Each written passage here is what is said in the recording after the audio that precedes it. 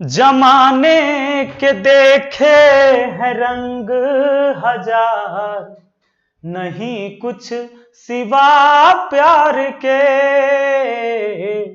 नहीं कुछ सिवा प्यार के।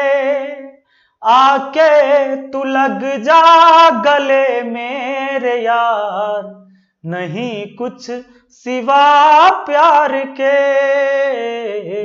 नहीं कुछ सिवा प्यार के। हेलो दोस्तों, आप सभी का स्वागत है आपके अपने YouTube चैनल मैथ मस्ती पर। दोस्तों, मैं हूं विपिन यादव और आज हम आपको पढ़ाने वाले हैं एनटीपीसी और ग्रुप डी एग्जाम के लिए जो सवाल हम आपको करवाएंगे। ये संख्या में और संख्या पूर्ण वर्ग संख्या पर आधारित सवाल जो वर्ग का चर्चा करता है। अक्सर सवाल में नंबर सिस्टम के ये ऐसे सवाल हैं जो एग्जाम में आते ही आते हैं, एक न एक सवाल आपसे पूछेगा। तो ध्यान रखिएगा, होता तो बड़ा आसान क्वेश्चन है, लेकिन हो सकता है कि आप अगर नहीं देख के जाएंगे तो वहां ज्यादा समय लग जाएगा या हो सकता है आपसे बने भी नहीं। तो ये जो आज 10 सवाल आप देखने वाले हैं, इसी में से कोई ना कोई सवाल आपके एग्जाम में पूछा जाएगा अगर वर्ग पर आधारित कहता है तो। जैसा कि पहला सवाल, मैं अपने बुक से जो आरआरबी एनटीपीसी और ग्रुप डी के लिए स्पेशल बुक आ रहा है, उस बुक का क्वेश्चन हम आपको करवा रहे हैं। तो सवाल कहता है 1 से 10 तक की संख्याओं के वर्गों के योगफल की गणना कीजिए। तो 1 से 10 तक के संख्या के वर्गों के योगफल की गणना मतलब क्या होता है? 1 का वर्ग, 2 का वर्ग, 3 का वर्ग, ऐसे ही कहां तक के वर्ग बोला है? 10 तक के, 10 तक के वर्गों का योग। एक छोटा सा सवाल है, इसके लिए आप फॉर्मूला भी जानते होंगे। अगर आपको 1 का वर्ग, 2 का वर्ग, 3 का वर्ग, 4 का वर्ग अगर ऐसे पूछता है और n तक के वर्गों का योग, तो n into n plus 1 into 2n plus 1 बटा 6 फॉर्मूला होता है। ये बहुत पहले से आप जानते होंगे, बस इसी फॉर्मूला पे ध के रगड़ देना है। n का मतलब होता है लास्ट की संख्या। देखिए इसमें लास्ट की संख्या कौन है? n, तो ये फॉर्मूला बना। तो इसमें लास्ट की संख्या कौन है? 10, तो 10 लिख देंगे n के जगह। यानी सुनिए यहां 10, सुनो 10 और 1 कितना? 11। ब्रैकेट मतलब गुना हुआ, फिर ब्रैकेट है तो गुना हुआ। 10 रखोगे यहां, 10 दूना 20 प्लस 1 हुआ 21 बट्टा में हुआ 6। ए भाई 3 से काटिएगा तो 2 बार में, 3 से काटिएगा तो 7 बार में, 3 7 21, और 2 से काटिएगा तो 5 बार में। लीजिए 7 5 35 गुना 11, तो 3 5 को हटा के या एक बार सटा के, यानी एक बार हटा के एक बार सटा के 385 हो गया इसका गुणनफल। देख लीजिए 35 गुने 11 385 होता है। आगे बढ़ते हैं अगले सवाल पर। देखिए जरा दूसरा सवाल आज का क्या कहता है? प्रश्न कहता है कि वह छोटी से छोटी पूर्ण वर्ग संख्या ज्ञात कीजिए जो 21, 36 और 66 से विभाज्य है। बड़ा छोटा सवाल है, लेकिन एग्जाम में पूछता है, तब पढ़ के जाना पड़ेगा। सवाल कहता है कि वह छोटी से छोटी पूर्ण वर्ग संख्या। अच्छा, पूर्ण वर्ग के मतलब बुझते हैं कि ना? वैसा संख्या जो किसी का वर्ग हो रखा है, जैसे 16 4 का वर्ग हुआ, 36 6 का वर्ग हुआ, 25 5 का वर्ग हुआ, 49 7 का वर्ग हुआ। तो ये सब पूर्ण वर्ग संख्या जो किसी का वर्ग है। सुनिए कहता है कि वह छोटी से छोटी पूर्ण वर्ग संख्या ज्ञात कीजिए जो 21, 36 और 66 से विभाज्य हो। ऐसा वाला कंडीशन में ना करना क्या है? देखिए 21, 36, 66 से कटना चाहिए। कहता है ऐसा छोटका से छोटका संख्या बताइए जो पूर्ण वर्ग भी हो और इन सब से भी कटे। अगर ये पूर्ण वर्ग वाला लोचा नहीं होता, सीधे कहता कि ऐसा एगो छोटका संख्या बताओ जो इनसे कट जाए, तो सीधा बात इसका एलसीएम बना देते, आंसर हो जाता। क्योंकि एलसीएम इनसे पक्का कटेगा। इनका क्या करना है? आपको एलसीएम बनाना है। अब एलसीएम ट्रिक से भी बना सकते हो, लेकिन उसमें पहाड़ा पढ़ना होगा 66 का, तो ये मुश्किल है। तब बच्चा वाला मेथड लगा दीजिए। 2 से लग सकता है, 21 रहेगा, 18 दूना 36, 33 दूना 66। अब 3 से लगेगा तो 3 7 21, 3 6 18, 11 तिहाई 33। अब भाग नहीं लगने वाला है तो गुना कर दीजिए। 2 तिहाई 6, 6 7 42, अब 42 6 के कितना?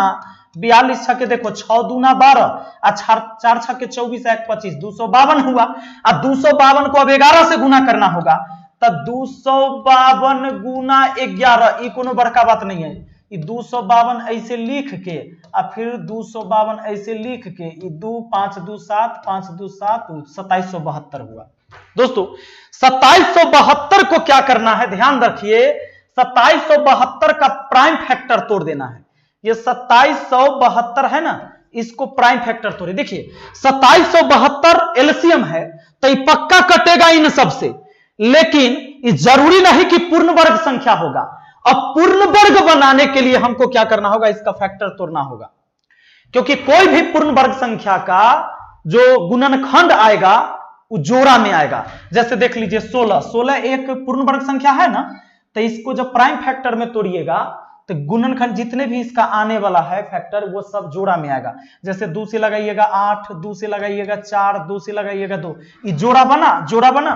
36 में भी 2 का जोड़ा और 3 का जोड़ा बनेगा, तो इसको जोड़ा बनाएंगे। देखिए 2 से लगाएंगे 13 दूना 26, 2 8 16, 2 6 12। अब चलिए आगे लगाते हैं 2 से, तो 2 6 12, 2 6 12, 2 9 18, 2 3 6, 3 से लग जाएगा 3 दूना 6, 3 3 9, 3 1 3, 2 3 5 1 6, 3 से 3 7 21, 3 7 21। अब 7 से तो 11 बार में। याद रहे कि यह पूर्ण वर्ग है कि नहीं, यह चेक कर लेना है।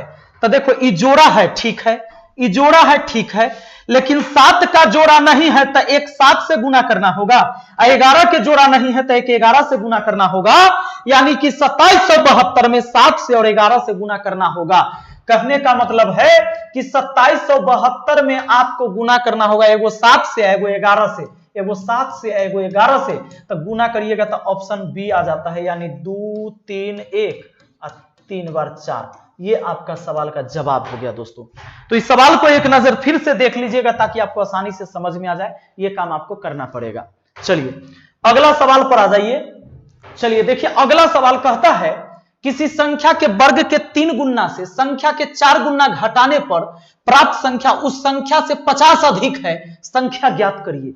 तो ध्यान दीजिएगा, कहता है किसी संख्या के वर्ग के 3 गुना से, मतलब कोई संख्या लेना है उसके वर्ग के 3 गुना से उस संख्या के 4 गुना घटाएंगे तो प्राप्त संख्या जो आएगा वह संख्या से, जो संख्या आप लिए हैं उससे 50 अधिक होना चाहिए। तो इसको बाई ऑप्शन चेक करना है, क्योंकि बोलता है फिर वो संख्या क्या है। जब भी ऐसा बात कहता है ना, कुछ कंडीशन दे क्या उसी संख्या के बारे में पूछे तो ऑप्शन में चेक कर लीजिए। तो अगर 5 लेते हैं तो कहता है किसी संख्या के वर्ग के 3 गुना से, अगर इसको हम लेते हैं तो इसके वर्ग के 3 गुना, इसका वर्ग 25 होगा, अब 25 का 3 गुना 75, ठीक। किसी संख्या के वर्ग के 3 गुना से संख्या के 4 गुना घटाने पर, माने इसका 4 गुना, इसका 4 गुना कितना होगा 20, इसको घटाने पर प्राप्त संख्या, तो प्राप्त संख्या कितना आएगा 55। प्राप्त संख्या उस संख्या से 50 अधिक है, जो संख्या आप लिए थे उससे 50 अधिक है, क्योंकि ये जो 55 आया ये 5 से 50 का अधिक है, ये है, यानी ऑप्शन ए बिल्कुल सही। अगर इस कंडीशन को सेटिस्फाइड नहीं करता, इसका अंतर 50 नहीं होता, तो हम अगला ऑप्शन चेक करते। चलो नेक्स्ट क्वेश्चन देख लो। कहता है निम्न में से कौन संख्या पूर्ण वर्ग नहीं है। याद रखिएगा, जो पूर्ण वर्ग नहीं होगा ना, जो पूर्ण वर्ग नहीं होगा, सुनिएगा, जो पूर्ण वर्ग नहीं होगा उसके अंत में क्या क्या होगा, 2 3 7 8 या सिंगल जीरो होगा, इसका पहचान है। देखिए जिसके अंत में 2 3 7 8 या सिंगल जीरो आ गया वो कभी भी पूर्ण वर्ग नहीं हो सकता है। अगर वो पूर्ण वर्ग है तो जो पूर्ण वर्ग नहीं होगा, सुनिए हम इसको ऐसे लिख देते हैं कि पूर्ण वर्ग संख्या के अंत में 2 3 7 8 या सिंगल जीरो नहीं होता है। 2 3 7 8 या सिंगल जीरो नहीं होता है किसके, पूर्ण वर्ग संख्या के अंत में। पूर्ण वर्ग संख्या के अंत में 2 3 7 8 या सिंगल जीरो नहीं होता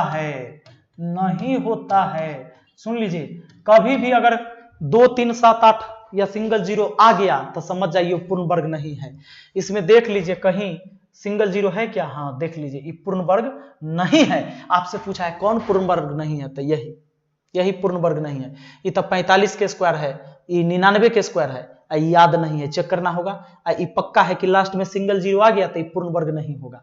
कोई भी संख्या हो, अगर मान लो कि इतना बड़ा हमने संख्या लिख दिया, ठीक है, और बड़ा कर दिया मैंने, और इसके अंत में अगर 2 आ गया है तो ये पूर्ण वर्ग कभी नहीं होगा। तो याद रखना 2, 3, 7, 8 या सिंगल जीरो कभी नहीं आता है पूर्ण वर्ग संख्या के अंत में। और जान के सवाल ऐसा पूछा गया आपसे और पूछा भी जाएगा, क्योंकि ये बात आप जानते हैं कि नहीं, एग्जामिनर इस बात को चेक करता है।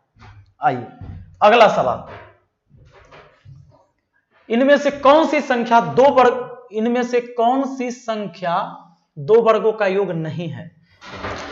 दोस्तों ध्यान दीजिएगा, अब ऐसे सवाल को बनाने के लिए जरा सा 1 मिनट आप सोच के देखिए कि 1 का स्क्वायर कितना होता है 1, 2 का स्क्वायर कितना होता है 4, 3 का स्क्वायर कितना होता है 9, 4 का स्क्वायर कितना होता है 16, 5 का स्क्वायर कितना होता है 25, 6 का स्क्वायर कितना होता है 36, 7 का स्क्वायर कितना होता है 49। अब ज्यादा नहीं जाएंगे क्योंकि हमारा ऑप्शन जो है 49 से ज्यादा नहीं है। अब हम चेक करेंगे कि देखो कहता है इनमें से कौन सी संख्या 2 वर्गों का योग नहीं है, 2 वर्गों का योग नहीं है। तो 41 जरा सोचो किसका किसका योग हो सकता है, 16, 25 का योग 41, तो ये तो है, ये हमारा आंसर नहीं होगा। ठीक, ये हमारा आंसर नहीं होगा। 13 को देख लो, 9, 4, 13, ये 9, 4, 13, तो ये भी हमारा आंसर नहीं होगा। 37, हाँ 36 और 1, 37, तो ये भी हमारा आंसर नहीं होगा। लेकिन 23 किसी को जोड़ने से नहीं आ रहा है। 16 में कितना इसमें से जोड़िएगा, 16, 9, 25 हो जाएगा, 16, 4, 20 होगा। कौन दूगों को जोड़िएगा जो 23 होगा, तो नहीं होगा। ये 2 वर्गों का योग नहीं है 23, इसलिए हमारा आंसर हो जाएगा। कहता है कौन 2 वर्गों का योग नहीं है, ये बताइए। ठीक, अगला सवाल, इनमें से कौन सा पूर्ण वर्ग है?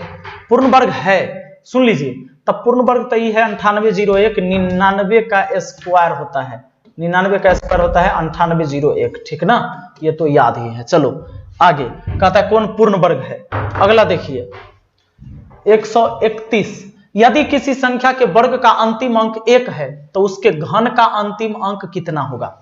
अब आपको सोचना होगा, किसी संख्या के वर्ग का अंतिम अंक 1 होता है, ऐसा कौन कौन संख्या में?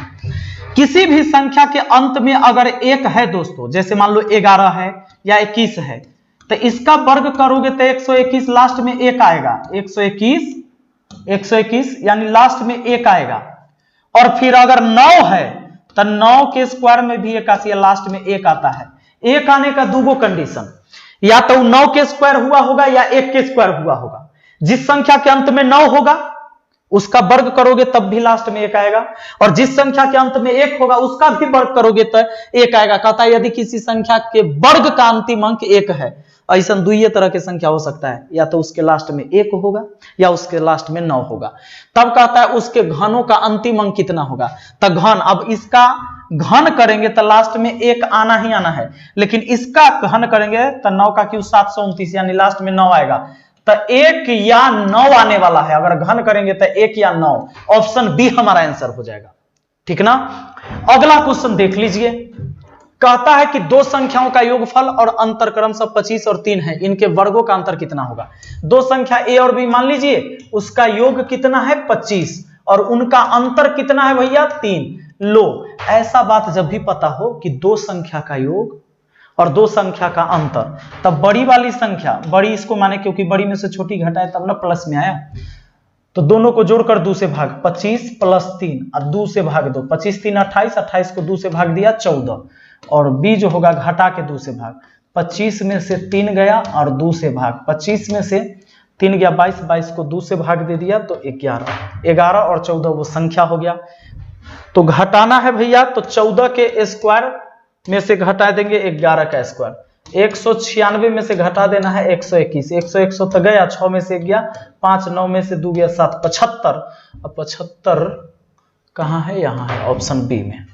ठीक, चलो नेक्स्ट क्वेश्चन देख लेते हैं। अगला कहता है 100 और 200 के बीच कितने पूर्ण वर्ग है? लो, 100 और 200 के बीच कितने पूर्ण वर्ग है, ये कोनो हार्ड बात नहीं है। कैसे? 100 एक पूर्ण वर्ग संख्या है, तो इसके और इसके बीचे कहां है? तो देखो 10 का वर्ग होता है ना 100, तो इसको तो छोड़ के अब 11 का स्क्वायर 121, ये पूर्ण वर्ग संख्या, 12 के स्क्वायर 144, ये पूर्ण वर्ग संख्या, 13 के स्क्वायर 169, ये पूर्ण वर्ग संख्या, 14 के स्क्वायर 196, ये पूर्ण वर्ग संख्या, 15 के स्क्वायर 225 हो जाएगा, ये पूर्ण वर्ग संख्या। लेकिन इसको नहीं लेना है, इसको नहीं लेना है, तो 100 और 200 के बीच में यही आ रहा है कितने संख्या, 1 2 3 4, ऑप्शन हमारा बी हो जाएगा। ठीक है ना। तो मुझे उम्मीद है कि अगर पूर्ण वर्ग वाली संख्या पर बात करेगा तो आप सवाल को बना लेंगे। चलिए मिलते हैं फिर अगली वीडियो में। Thank you, best of luck.